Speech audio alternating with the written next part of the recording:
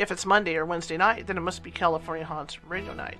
Please take this time to gather some popcorn, hamburgers, hot dogs, maybe even dinner or whatever snacks you eat, and have a sit down in front of the TV, the computer, or even your cell phone and enjoy the show. If it's Monday or Wednesday night, then it must be California Haunts Radio Night.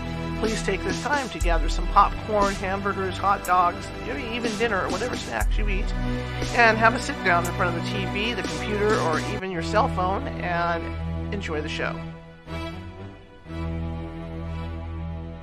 If it's Monday or Wednesday night, then it must be California Haunts Radio Night. Please take this time to gather some popcorn, hamburgers, hot dogs, maybe even dinner or whatever snacks you eat, and have a sit down in front of the TV, the computer, or even your cell phone and enjoy the show. If it's Monday or Wednesday night, then it must be California Haunts Radio Night. Please take this time to gather some popcorn, hamburgers, hot dogs, maybe even dinner or whatever snacks you eat, and have a sit down in front of the TV, the computer, or even your cell phone and enjoy the show. If it's Monday or Wednesday night, then it must be California Haunts Radio Night. Please take this time to gather some popcorn, hamburgers, hot dogs, maybe even dinner or whatever snacks you eat, and have a sit down in front of the TV, the computer, or even your cell phone and enjoy the show.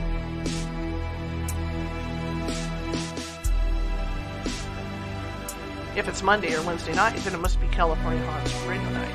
Please take this time to gather some popcorn, hamburgers, hot dogs, maybe even dinner or whatever snacks you eat, and have a sit down in front of the TV, the computer, or even your cell phone and enjoy the show. If it's Monday or Wednesday night, then it must be California Haunts Radio Night. Please take this time to gather some popcorn, hamburgers, hot dogs, maybe even dinner or whatever snacks you eat, and have a sit down in front of the TV, the computer, or even your cell phone and enjoy the show. If it's Monday or Wednesday night, then it must be California Haunts Radio Night. Please take this time to gather some popcorn, hamburgers, hot dogs, maybe even dinner or whatever snacks you eat, and have a sit down in front of the TV, the computer, or even your cell phone and enjoy the show. If it's Monday or Wednesday night, then it must be California Haunts Radio Night. Please take this time to gather some popcorn, hamburgers, hot dogs, maybe even dinner or whatever snacks you eat, and have a sit down in front of the TV, the computer, or even your cell phone and enjoy the show. If it's Monday or Wednesday night, then it must be California Haunts Radio Night. Please take this time to gather some popcorn, hamburgers, hot dogs, maybe even dinner or whatever snacks you eat, and have a sit down in front of the TV, the computer, or even your cell phone and enjoy the show. If it's Monday or Wednesday night, then it must be California Haunts Radio Night. Please take this time to gather some popcorn, hamburgers, hot dogs, maybe even dinner or whatever snacks you eat, and have a sit down in front of the TV, the computer, or even your cell phone and enjoy the show. If it's Monday or Wednesday night, then it must be California Haunts Radio Night. Please take this time to gather some popcorn, hamburgers, hot dogs, maybe even dinner or whatever snacks you eat, and have a sit down in front of the TV, the computer, or even your cell phone and enjoy the show. If it's Monday or Wednesday night, then it must be California Haunts Radio Night. Please take this time to gather some popcorn, hamburgers, hot dogs, maybe even dinner or whatever snacks you eat, and have a sit down in front of the TV, the computer, or even your cell phone and enjoy the show. If it's Monday or Wednesday night, then it must be California Haunts Radio Night. Please take this time to gather some popcorn, hamburgers, hot dogs, maybe even dinner or whatever snacks you eat, and have a sit down in front of the TV, the computer, or even your cell phone and enjoy the show. If it's Monday or Wednesday night, then it must be California Haunts Radio Night. Please take this time to gather some popcorn, hamburgers, hot dogs, maybe even dinner or whatever snacks you eat, and have a sit down in front of the TV, the computer, or even your cell phone and enjoy the show. If it's Monday or Wednesday night, then it must be California Haunts Radio Night. Please take this time to gather some popcorn, hamburgers, hot dogs, maybe even dinner or whatever snacks you eat, and have a sit down in front of the TV, the computer, or even your cell phone and enjoy the show.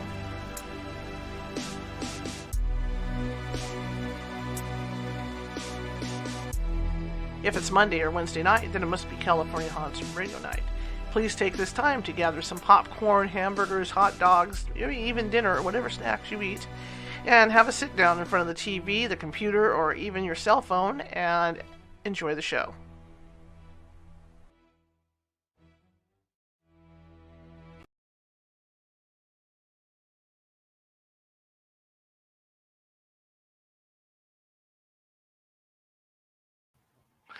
Well, hey, welcome to California Haunts Radio tonight. My name is Charlotte, and I am your host. Welcome to Monday Night Show. We've got a great guest tonight. Let me get adjusted here. I was in a hurry because I was feeding my dog, so I didn't get a chance to adjust the screen. Anyway, welcome.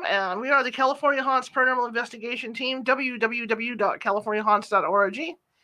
And it's great to have you guys, and we've got a great guest tonight. I'm really excited. This is California Haunts News Night.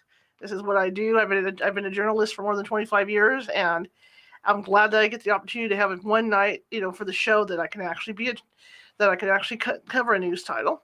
I used to be a crime and court reporter for about 8 years, and that's why I'm really eager to talk to this gentleman. His name is David Easlick, and I think it's Easlick or Easlick. How to get it right? And we're going to be talking about college hazing, college parties, college date rapes, things like that tonight. So without further ado, let me get Mr. Easlick on, and here we go. Good evening, sir. Hi, Carolyn. How are you? Good. How are you? Good. It's 3 hours later here, though. Oh, okay. At least I didn't get you up too late on this. No, that's all right. Okay. Tell us a little bit about yourself, sir. Well, let's see. I am a 73-year-old old fart, and I graduated from the University of Michigan in 1969 and got a law degree in 77 at Michigan State, and got an MBA at Michigan again in 1983. I was practicing lawyer for, 7 or 8 years, and then I got into real estate syndication of student housing. And so about 1986, that became illegal or fattening, so I had to do something else, and I took a temporary job with a fraternity, and that was Delta Kappa Epsilon in New York City. And 29 years later, I left my temporary job. And I have since then been involved as an expert witness in hazing cases. And I am probably the biggest expert in hazing cases, having, run a fraternity for 29 years. And I think I've seen every conceivable bad thing that can be done, and a few of the good things, but the bad things are certainly beginning to really outnumber the good things. And I've testified in about 30 cases, and all of them pretty much on behalf of the plaintiffs. So I've switched sides, and I guess I've had my epiphany. Interesting.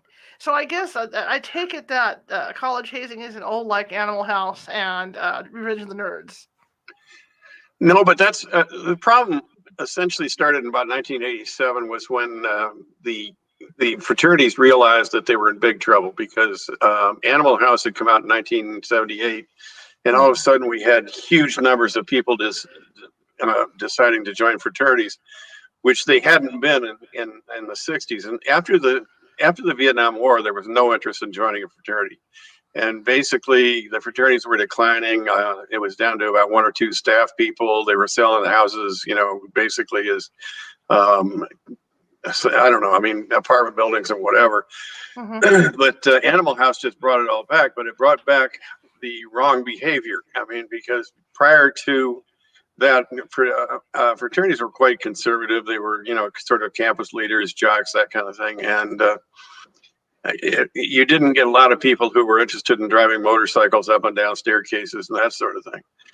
So what happened was you started to get huge destruction in these fraternity houses. The 18-year-old drinking age was in effect for a short period of time there. And it was just total out of control situations. And we were finding that where you used to be able to get an insurance policy for a couple of grand and nobody, it was no big deal. Now the insurance companies weren't allowing anybody to be insured. We were considered right next to nuclear waste dumps as far as the highest risk on the insurance scale. And in 1987, we put together a thing called the Fraternity Insurance Purchasing Group that never purchased any insurance, but it set up a risk management code. And this risk management code still exists, although a lot of the fraternities are trying to back away from it as fast as they can because it imparts liability, but it's a behavior code. And it, basically everything that is done wrong in a fraternity centers around either drinking or drug abuse or that kind of thing.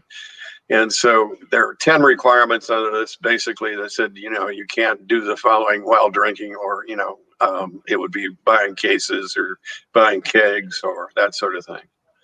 Okay. And what's happened is the judgments are getting bigger. The kids haven't learned anything. The nationals are out there trying to stop this, but they're trying to stop it and then still claim to their insurance company that this is educational stuff, that's educational programming. So they're not responsible because they can't control the day-to-day operations of the fraternity houses, which is absolute total nonsense, because if they tried, they could. And now the two insurance companies that are still in the business are both owned by fraternities. So you have one insurance company, James R. Favor, which is owned by, I think, 6 fraternities, and the other is the Fraternity Risk Management Trust, which is basically a captive insurance company that they sort of co-insure each other, and there are 33 members of that. So, they set the rules, and you can't have a fraternity chapter anymore that is not part of the general policy. So so all these kids have to join this, and that became mandatory, and that puts some power and some money into the fraternities, because fraternities were basically broke. I mean, nobody would pay dues to the things. But now that it's required that they have this insurance, they're charged an insurance premium that's like $500 a year per kid. And that insurance provides $2 million worth of liability insurance for the national, but no insurance for the kids. So the kids are sitting there paying this huge premium, which amounts in cases of larger fraternities to several $1 million. And about half of it is an actual premium. The rest of it is just basically profit, but they're calling it a risk management a fee. And they're now building these empires, and they're out there just trying to expand like mad. They're expanding like mad to campuses that they basically have no fraternity experience, where you don't, at least, in the old days you had, the chapters would be 100 years old, and you had all these old alumni hanging around and that sort of stuff, and it was supervised. Now these chapters are being put on these campuses with no supervision, no alumni, no nothing. And you got 1 or 2 chapter consultants who are, guys who either, were the last guy to do a keg stand and, needed a job, or, they have some strange interest in belonging to an all-male organization that, there's a career level there is about 2 people. And that there's the problem. And now, ever more so, their lawyers are fighting, these claims, and these poor kids or poor parents, basically, are coming in. They lost their son due to him chugging 3 bottles of vodka or something and dying. And that's so I'm the guy that's sitting there as the expert witness being called upon to say, is this necessary? And I say no. Interesting. So, other than what like I said, what's been seen on TV and what's been seen in the movies, what happens during this time? Because I know and I've never gone out for a sorority or for a fraternity, but my understanding is that they have to go through certain steps to even become members. Well, what goes on?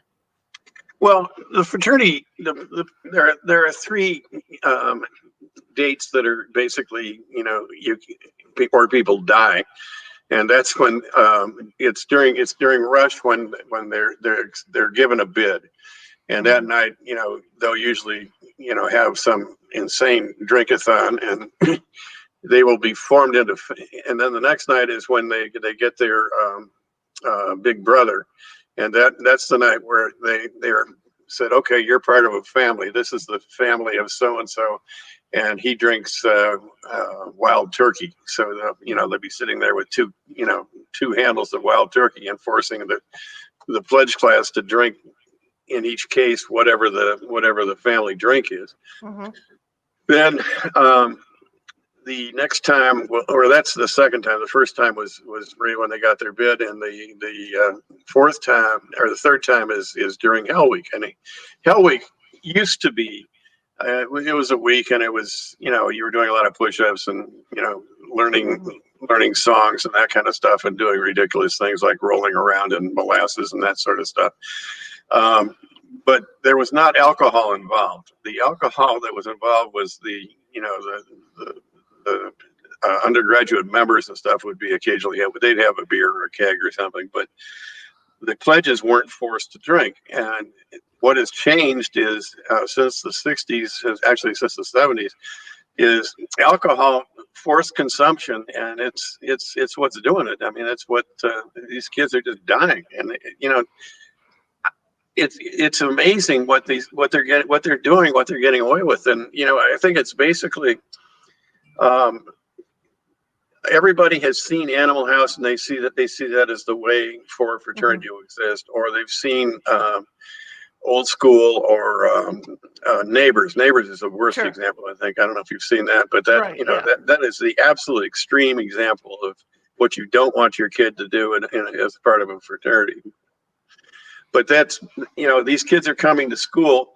In large measure, they're ending up at schools that, have a maybe 10-year fraternity history or something. And they're all trying to figure out what to do. And the thing to do is, well, they saw it in the movies. So here, why don't we try to kill everybody? I mean, that's not exactly, but I mean, they don't think they are. I know. I mean, they don't think they're going to kill them. I mean, essentially what's going on for the drinking and everything, it's alcohol poisoning. I mean, that's what's happening because they're drinking so much. Oh, absolutely. Yeah. Do you think that, and I know this is probably a stupid question, but the accessibility to alcohol has changed over the years to where they can get it easier? Well, the thing is that by and large, the risk management program that we put together, starts with thou shalt not drink if you're underage.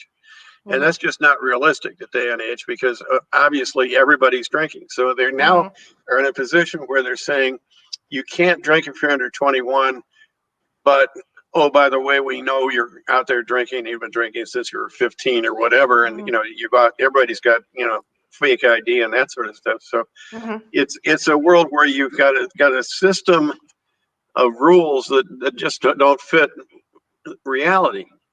And the insurance policies immediately, if there's an illegal act performed, or and drinking underage is an illegal act, there is no insurance coverage for the undergraduates.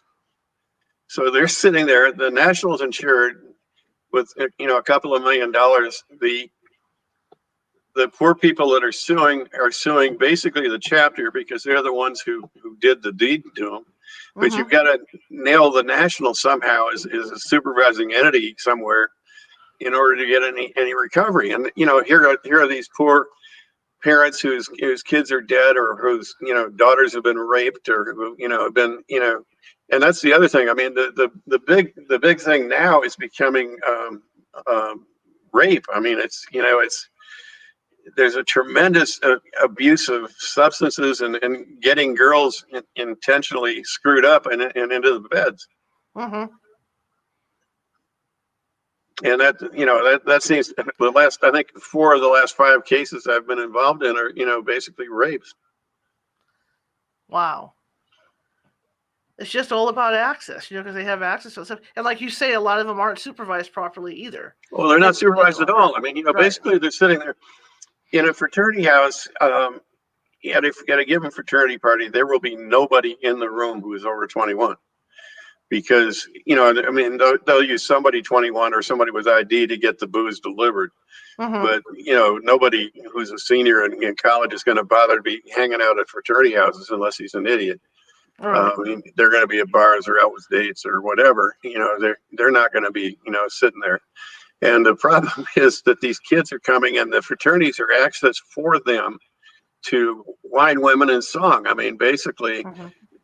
they want an entertainment facility. They want to meet women, and they want to have booze and drugs. I mean, there's a tremendous amount of abuse of drugs now, and that was something that didn't. None of this stuff happened to me, back when I was an undergraduate a million years ago. But Right. but what happened was the Vietnam War happened, and then drugs became prevalent. And once drugs became prevalent, nobody wanted to join a fraternity house because they weren't going to have any fun there. Life had changed. Sex, drugs, and rock and roll was the way it was, and the fraternities weren't into it. But boy, that sure changed with Animal House. Do you think that I mean, have you guys done outreach for the parents of the incoming kids to talk to them about all this? Well, the fraternities are doing a lot to try to educate the parents and that sort of stuff. But the problem is they have all these wonderful videos and things that they put on the websites of the colleges that are absolute fraud, because they say that they've banned drinking, they've banned hazing, they've banned anything that might be fun, and it isn't true. And the thing is that granted, not every chapter is like that, but the number of chapters that aren't like that are less than the chapters that are like that. Mm-hmm. And the nationals are putting together this. We have this meaningful plan that goes back to 1870 or something. That we want to be gentlemen scholars and jolly good fellows, or we've got the moral man concept. I think one of them is called SIGAP. I think has something called the moral man or something like that. And it doesn't fit. I mean, it would be great for, people going into the priesthood or something, but it isn't, Mm-hmm. The typical fraternity, because the popular fraternity is going to be the one that has all the parties. And, that's also going to be the one that's going to attract the campus leaders. And, I mean, all the wrong reasons are what's causing this problem. Into it's the most successful fraternity, the one's getting the most members, that's causing the trouble. Interesting. Now, when you go back, we talk about the date rapes, or not even the date rapes, but the rapes that go on during these parties. And I mean, are we talking about them slipping these girls? I know I'm old too, so I may have some ancient old name for a drink, for a drug. Yeah. But are we talking like them slipping these girls Mickey Fins, or does it go much deeper?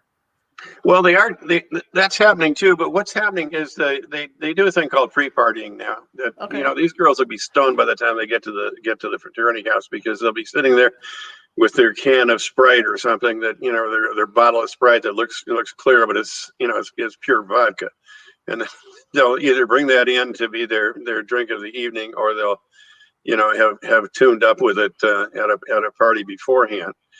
And so these girls, I mean, everybody in this situation, I mean, these people are all stone drunk. I mean, that's that's the unfortunate thing. But there are certain males that are sitting there praying and looking for the girl who can't handle it stuff, and he'll be glad to help her upstairs to his room, and she'll wake up the next morning and be surprised. Mm-hmm. Mm-hmm. And I don't think it's a case. It's sad, because I think in the environment that people live in now, growing up, even in high schools and stuff, the kids feel that they need to drink to have a good time, and they really don't. And Right. That's what's sad about it. And the worst thing is, you think of the best party as the one you don't remember what happened. Mm-hmm. And that's wrong. I mean, by and large, you ought to be able to remember what happened and that you had a good time, instead of saying, "Oh my God, I've got this amazing hangover. I wonder what I did." So, just for my audience, because I know, like I said, I'm not the youngest person in the world. I got some old codgers in my audience. What goes on at these parties, really? Well, it's just they will basically, in most cases, they'll have something like jungle juice or something, and it'll be a pre-prepared, they'll be loaded with 151 proof rum and concealed with some sort of fruit juice to get rid of the clear alcohol taste. And there's no space between anybody. I mean, everybody, there'll be 200 or 300 people in a room, Mm-hmm. and there'll be loud music playing and whatever, and it's basically when they're dancing, they're holding each other up because otherwise they'd all fall over. But Wow. and they unlike in my day, I mean, in my day, you'd start when it got dark and you'd go home, midnight or something. Now Mm-hmm. they start at midnight and go till 4 or 5 in the morning. Wow. Wow. Wow. Wow. But it's just amazing. It's really gotten so much worse, and I think it's just basic stupidity. But I don't know. I mean, when I went to school, I went to the University of Michigan. We had our Mm-hmm. chapter was founded in 1855. Right. Some after football games, somebody from their class of 17 would show up and tell you what he did. And Jerry Ford actually showed up one time. He was in our fraternity, and there he was as a congressman. I think we got raided that party, and everybody was kind of diving out windows as the campus police came up. But whatever. But it was nobody got killed, and no it wasn't. We had the the college would come around and basically they'd know where the parties were because you registered them. Mm-hmm. And so they'd go out on any given night or weekend, they'd raid 2 or 3 of them and catch. And then the fraternities had all these systems whereby the dumbwaiter would come down and the keg would go on it, or that stuff would somehow find itself into the attic or the drains or whatever, and nobody and I'm sure they still do that, but Mm-hmm. it's got to be harder to do with a couple hundred people at a party and everybody wildly drinking, it wasn't like that. And we drank beer and we drank kegs, and the kegs have been banned because it's a common source of alcohol, and the only way you can get the thing is either using chapter money or passing the hat. Mm-hmm. So therefore you get liability because of that. So instead, people are sitting running around drinking their clear bottles of straight vodka. Can you tell me about some of the cases that you testified at? Well, I have my situation is I basically get engaged and I write a report, and then I'll have a deposition, and Okay. I will testify if it goes to court. But by and large, these cases are settling. So I think the closest I came, I was sitting in the front row ready to testify in a hearing in West Virginia, and they settled it. Going, well, Interesting. Well, can you then tell me a little bit about what they were about? You don't have to use names. Oh, sure. I mean, there was the Tucker Hips case was one of the more prominent ones that I was involved in, and that was at Clemson. Mm-hmm. And basically, Tucker Hips was the president of the pledge class, and he was his parents were very suspicious of what was going on because they came up for football games and things, and he looked like he was dead.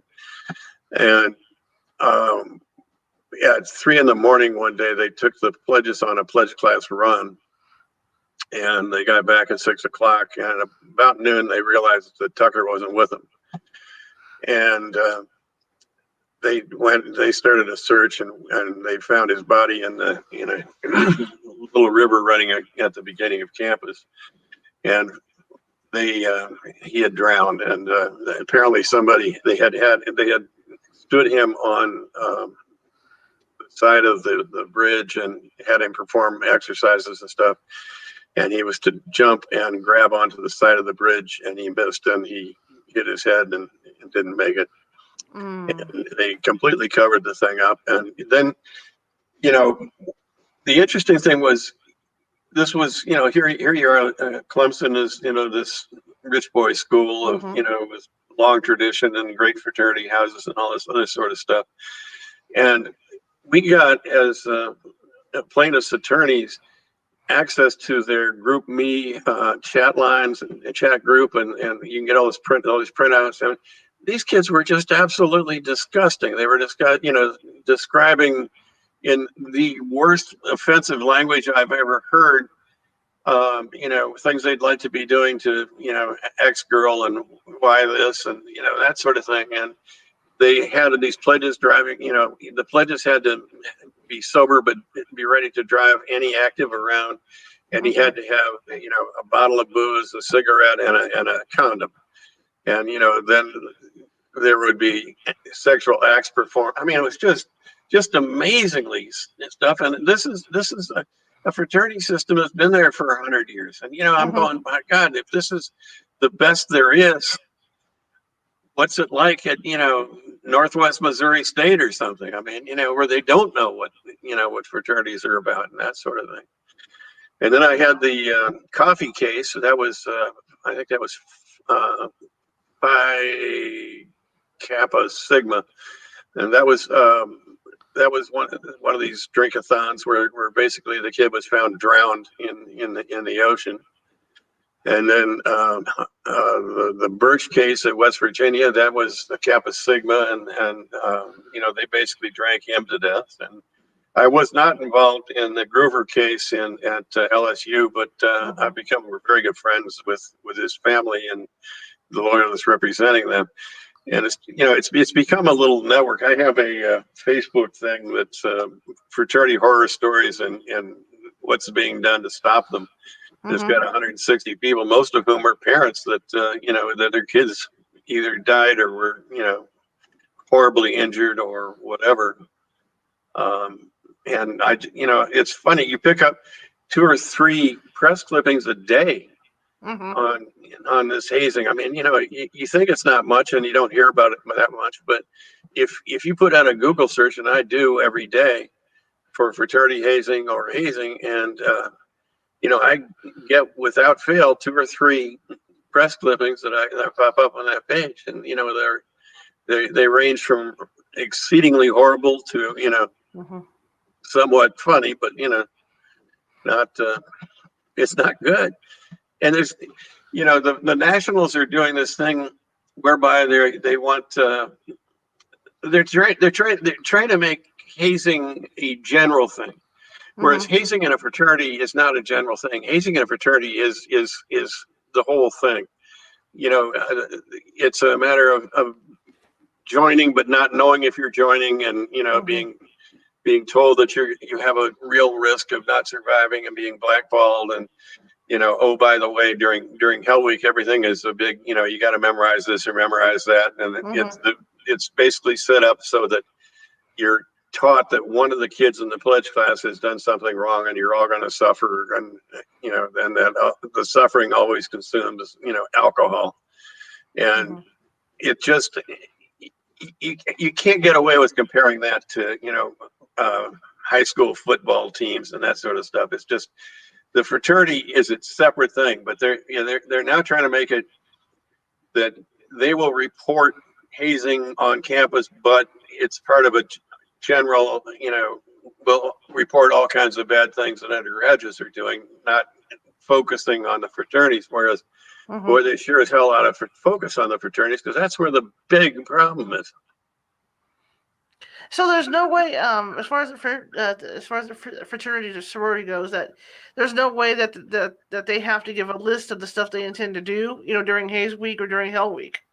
Well, if that's required, I mean, in some cases that is required, but they don't, you know, they don't do it. I mean, you know, and the other thing is, the pledge class is basically taught, you know, that thou shalt not, you know, it's lie and deny. And you know, that's those are the passwords. You know, basically, you don't want to. You never tell on your brother, and you never tell what happened. Except they do. First person they tell is their girlfriend. The second person they tell is their mom. So the word gets out quite quickly. And once people know what's going on, I mean, that's the thing. These college administrators know what's going on. They have to know what's going on because everybody else on campus knows what's going on. Yeah, word's going to travel fast. Yeah, but you know, you can't be a Greek advisor and say, I had no idea this was going on, because take LSU. I mean, it's the worst example in the country. I mean, basically, you know, every fraternity down there is doing something terrible. And you know, fortunately, only 2 people have died in the last 20 years. But I mean, you know, there's certainly a hell of a lot of people who've been injured. Right. And there's probably one large group of alcoholics that probably wouldn't have been an alcoholic if they hadn't joined a fraternity there. Well, it's one thing to roll around in molasses and have feathers stuck on you, and it's a totally different thing to do it while you're drunk. Oh yeah, and that's the thing. I mean, they'll have these chugging games, and you've got a bunch of drunks supervising a bunch of drunks becoming a bunch of drunks, and what happens is they'll lose somebody, and they'll forget where they left him, and he'll be sitting there throwing up and drowning, and they'll, oh, by the way, what happened to Bob? Oh my God, and then rather than call 911, the first thing they do is try to hide him, and then they try to determine if he's still alive. And of course, if he's still alive, there is a chance to save him, but I mean there isn't if you keep him at the house and try to keep him warm. And it just goes on. I mean, like there was one party at a deke house at Rutgers where this little girl who was 17 walked in at 10 o'clock, and at 10:17 they dropped her off at the hospital dead. They just it's amazing, but they didn't call 911 or anything. They just dropped her, emergency room, let her in a pile. Didn't leave anybody there to say who this was or anything else. Wow. But those are the cases, and they're unbelievable. I mean, I sit there and I'll read thousands of pages of transcripts, and my job is basically to go through the thing and find the holes and see what the national did and see if it could have done something. And in almost every case, it could have done something but didn't. But I mean, you look at these autopsy reports, and you see these pictures of these poor dead kids. I mean, it's a real learning curve. Well, that was my question. Was like you say, you fill out stuff to give to the courts. How do you go about getting the information for that? Are you going off the lawyers' depositions, the investigation stuff? Well, the depositions are key, and you want to get the depositions of everybody involved in the thing, and you want to get the deposition of the executive director of the fraternity, and the executive director of the fraternities are now it's like if four guys are arrested in an armed robbery and they all have the same story. Well, all the executive directors of all the fraternities have identical stories. That basically they have this wonderful risk management policy that is totally educational, advisory, and whatever. And that they can't imagine these kids would be doing this sort of stuff, and it's wrong, and it's they're taught that it's wrong, and they sure ought to know better. And wasn't that great? Except they sure as hell wouldn't be doing it if they haven't pledged your fraternity. Right. So do you interview people? I mean, are you allowed to physically go out and talk with people that were on scene?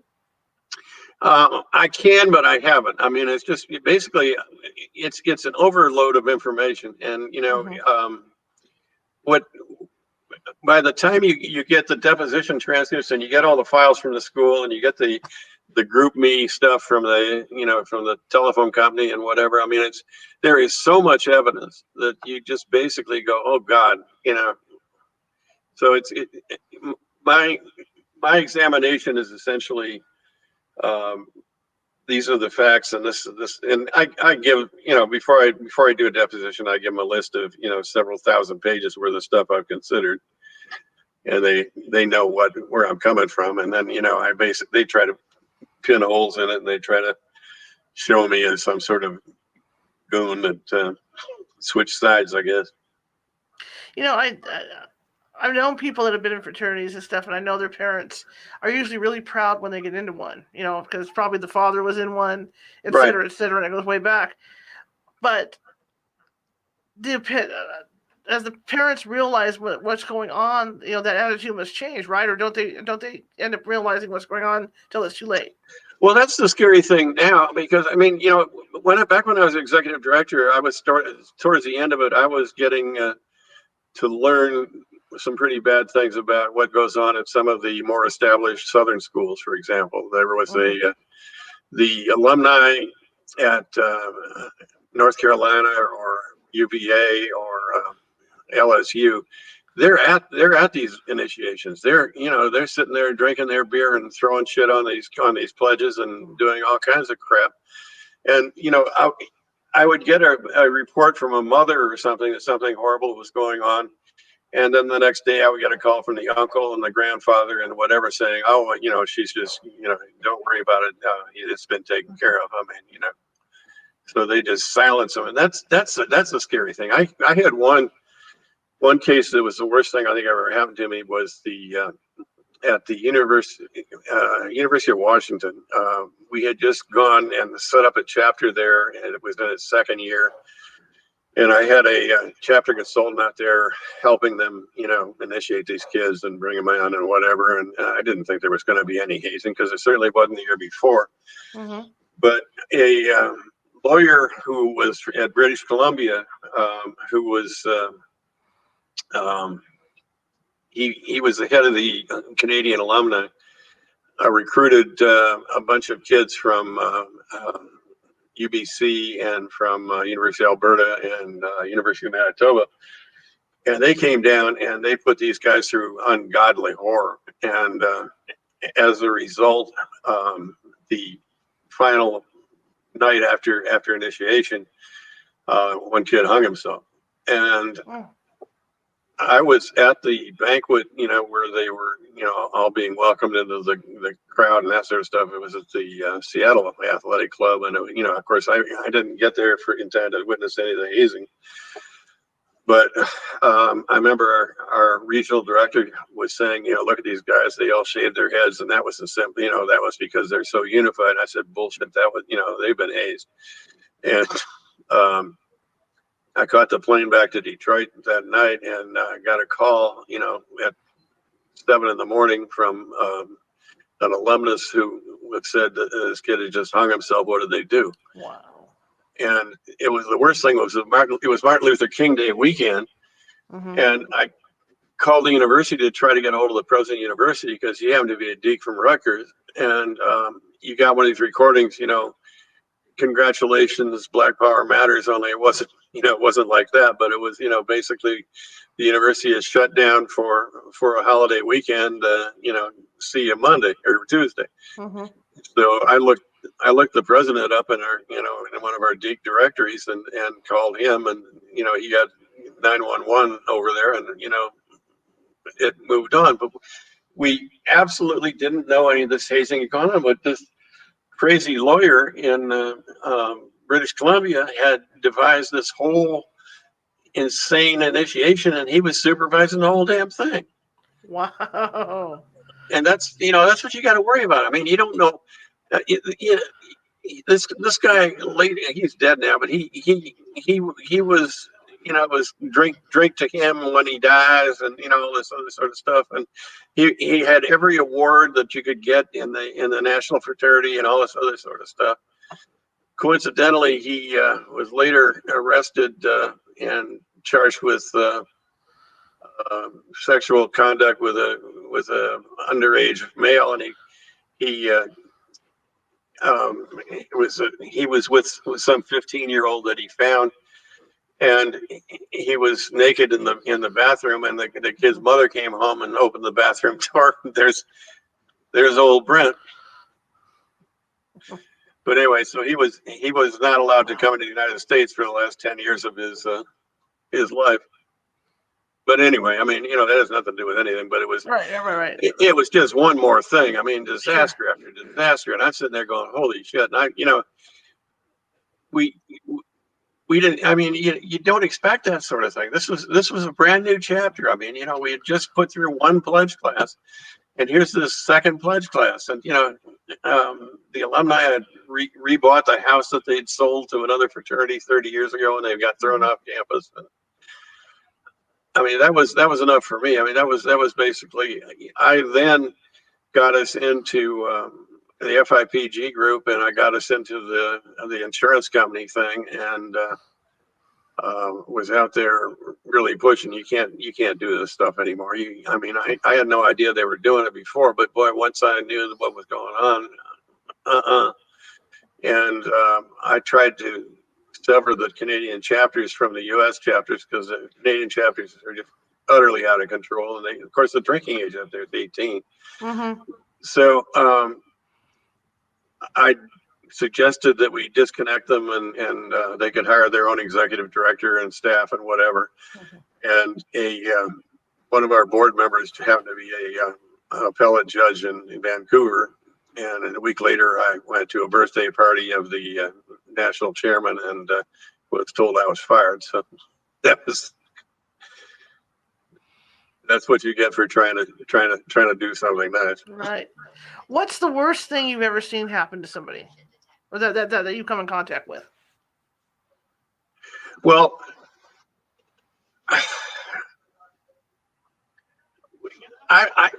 my problem is I really haven't seen a lot of this stuff that happened. I mean, we had a situation at Yale where there were 5 kids killed. That was they had this initiation that was basically they were supposed to chase around and find this undergraduate, and he was called the Ass Man. And once they found the Ass Man, they had to kidnap him and take him somewhere and call the chapter, and then they would celebrate by the chapter showing up, and that was the end of Hell Week.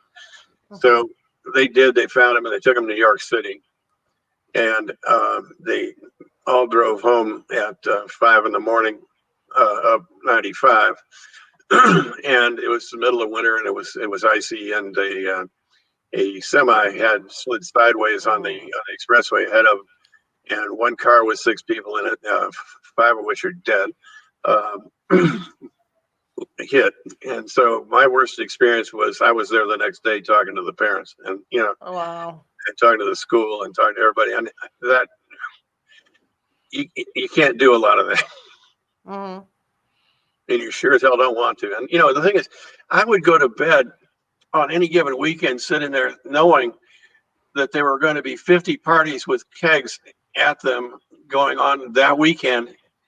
And who knows what I would wake up to. I mean, I had another situation at Louisiana Tech where at noon on a Sunday, I get a call and they're saying, Mr. Easlick, we had a party last night and there was a use of firearm. And I go, really?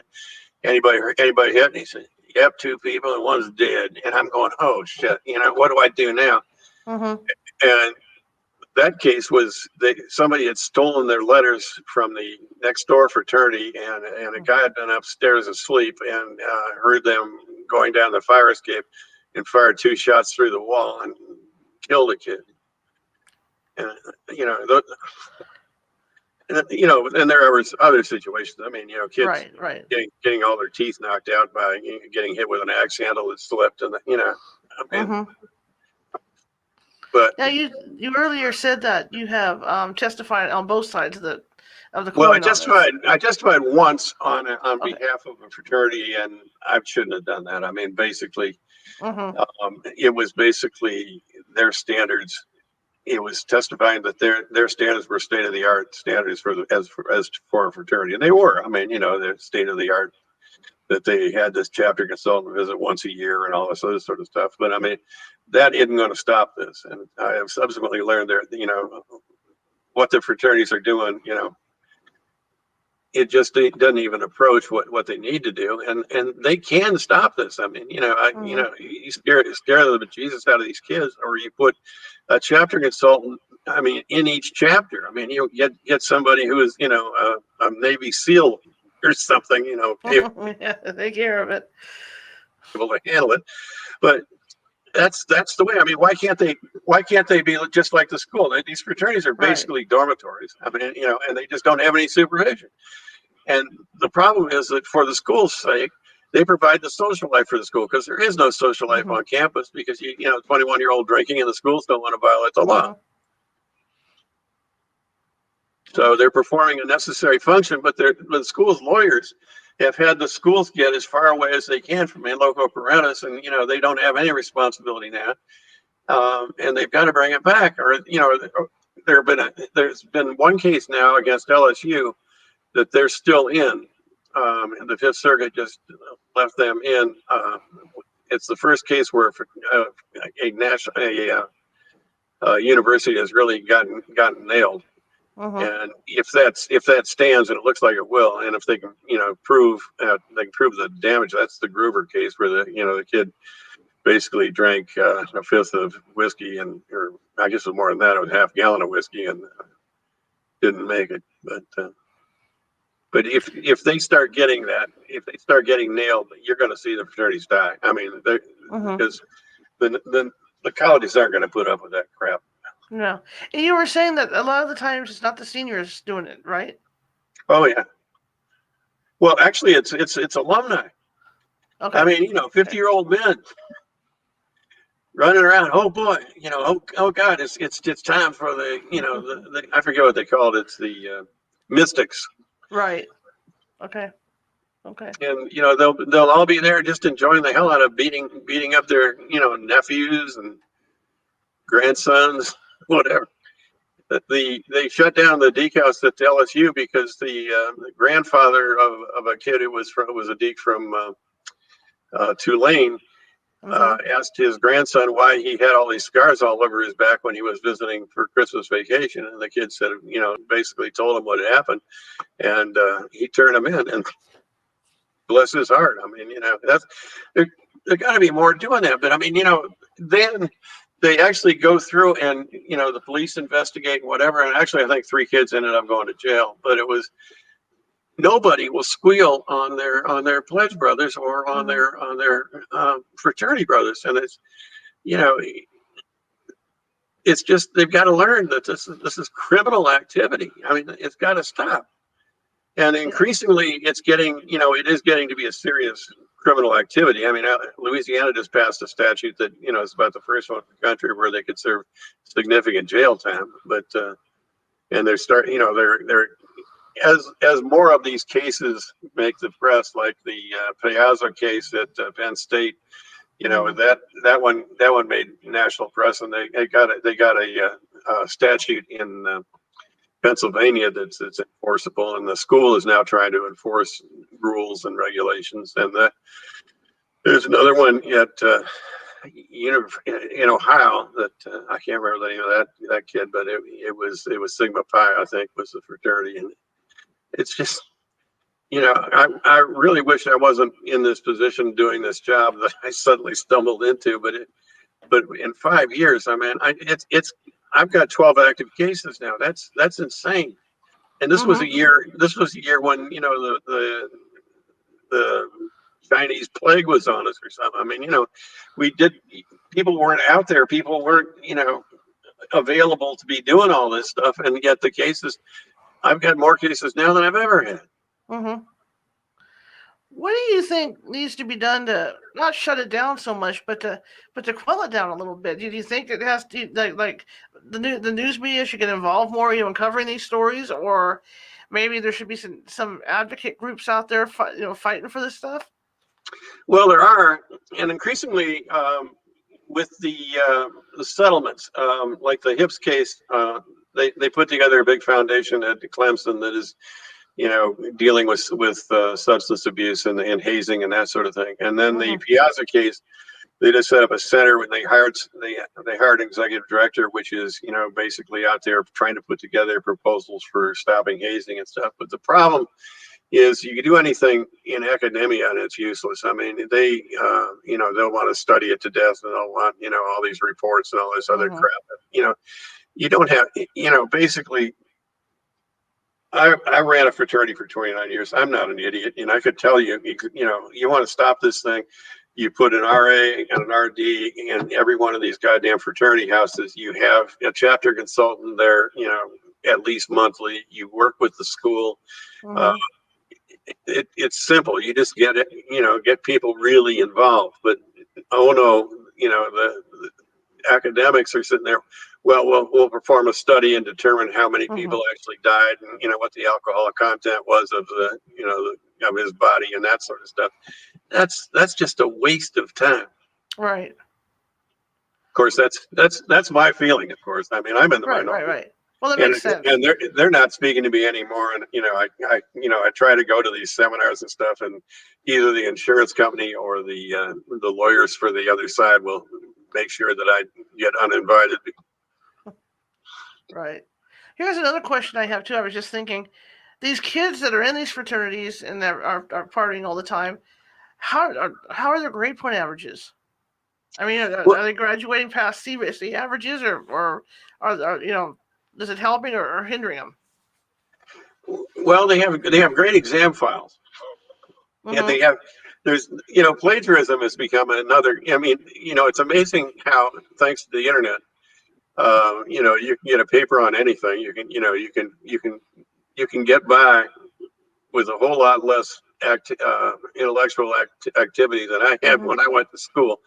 And it's amazing to me, that by and large there isn't a grade problem. I mean, and these kids, they used to be that the grade point of the fraternities was generally higher than the all men's or something, but Mm-hmm.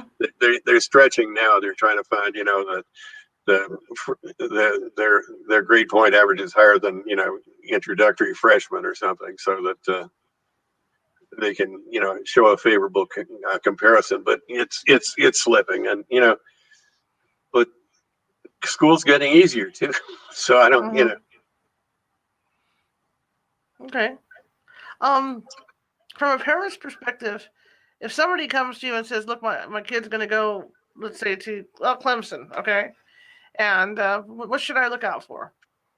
I would say, don't be crazy and let your kid join a fraternity. I mean, lay down the law and mean it, and enforce it, because you know I would never advise anybody now to join a fraternity. I mean, it's just, these people are nuts, and any advantage that they think they're going to get out of the future, they'll end up on Wall Street and they'll find somebody who was a deek or whatever. That's just crap. So you say you're getting more and more cases. Oh yeah. Some kids. And What's more been of the them, percentage more of wise? them Go ahead. are sexual molestation type things. I mean, it's just, and I think maybe they're getting the message on hazing more, and they're just basically saying, okay, well, let's just have a little fun with little Susie here. I mean, when a girl wakes up in the morning, I mean, do a lot of them have injuries when they wake up in the morning, and that's how they know it happened? Or Oh yeah. okay, that's No, what I'm curious about. they'll have bruising in appropriate areas and that sort of stuff. And half of them won't have any idea what happened, and they'll try to find out from their sorority sister who they last saw at midnight or something, what happened.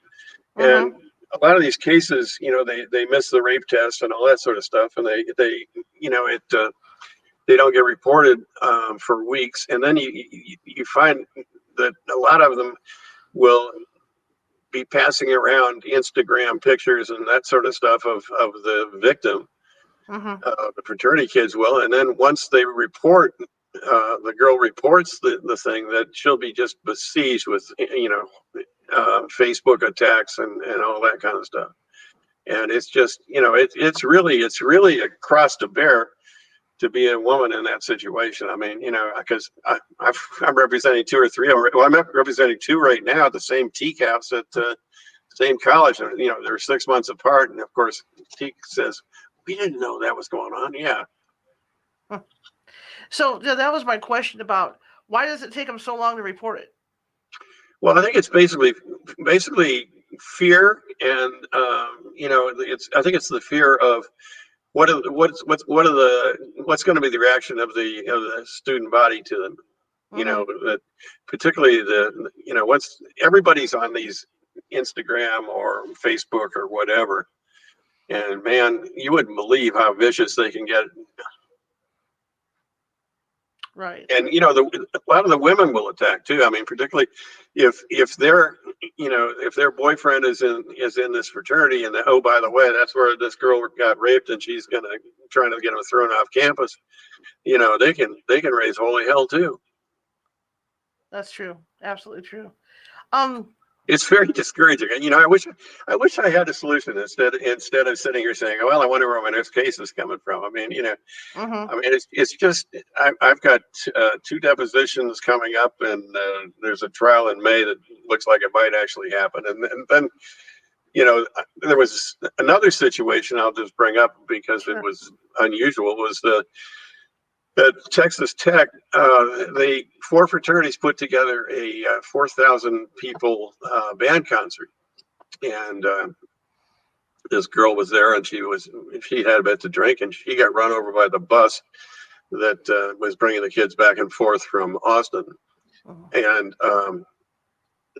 they didn't know that until the next day, and she was so badly wrapped around where the tire was flat that she couldn't be identified. And Wow. there was another one at I forget what it was. It might have been Syracuse, but it was where the girl got brought home with the Ubi and was dropped off, and she passed out in front of the fire department and got run over by the fire truck. I mean, it's just you wouldn't believe the insane things. Just go down a list of these cases.